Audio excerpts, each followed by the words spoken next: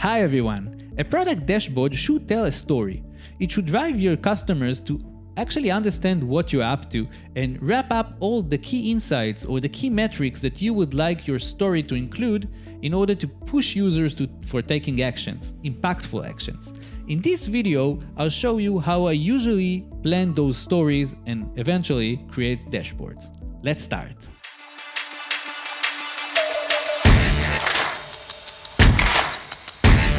So, the first part is quite easy and it's really simple, and you should do it always when you're planning products or features. That's my suggestion at least. So, you start from the top. Who is your audience? Be very precise, okay? Then move on to what's their problem? What is the problem that we are trying to solve? And you should be very aligned and focused with reality. And now let's move to the suggested solution. What is the solution that you're suggesting here? Again, be very precise, but keep it in high level. And lastly, what are the key metrics that we would like to measure here? Once you've got all of that, we can move on to the next phase.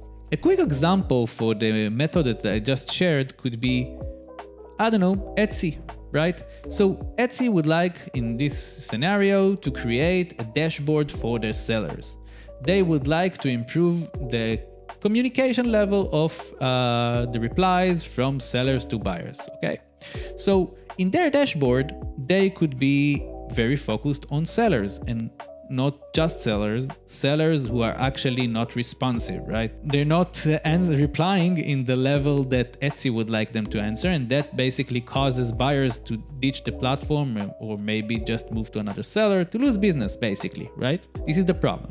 What is the suggested solution? Probably to just show the user in, I don't know, just a metric that basically represents the response rate of this seller comparing to other sellers, right? To the benchmark. And then he could know if he's green or red, if he's good or bad, if he needs to improve, right?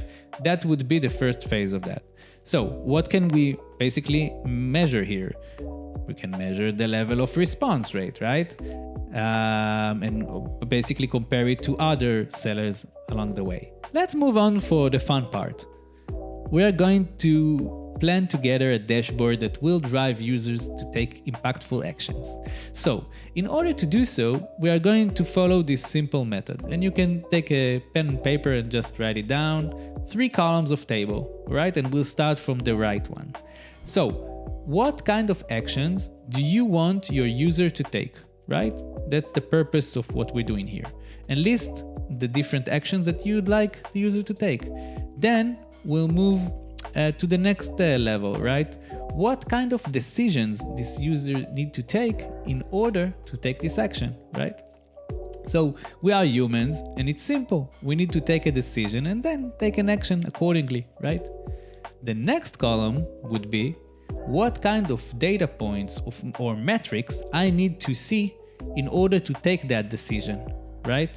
Once you list those and fill in the entire table according to the actions and then of course the decisions and the data points, you will have a list of data points that you would like to deliver to your client within this dashboard, right?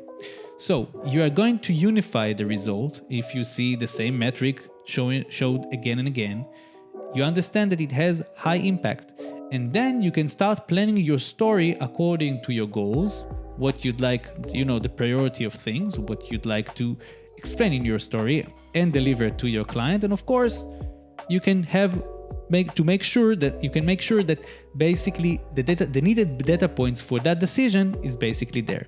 Then you can sketch up really quickly a dashboard and start presenting it to users and get feedbacks, but that's the way to go. So I do think that product dashboards are a must in almost any product. The story can be different according to your niche, according to your industry, according to your audience, and of course, according to your specific product. So, in order to decrease the risk for having a dashboard that doesn't make any sense, you can use this method. And of course, you can later on take this mockup that you've created and then start presenting it to your customers for feedback. I highly encourage you to do so. I hope that you enjoyed this video, and as always, feel free to browse and see more of our videos around this content.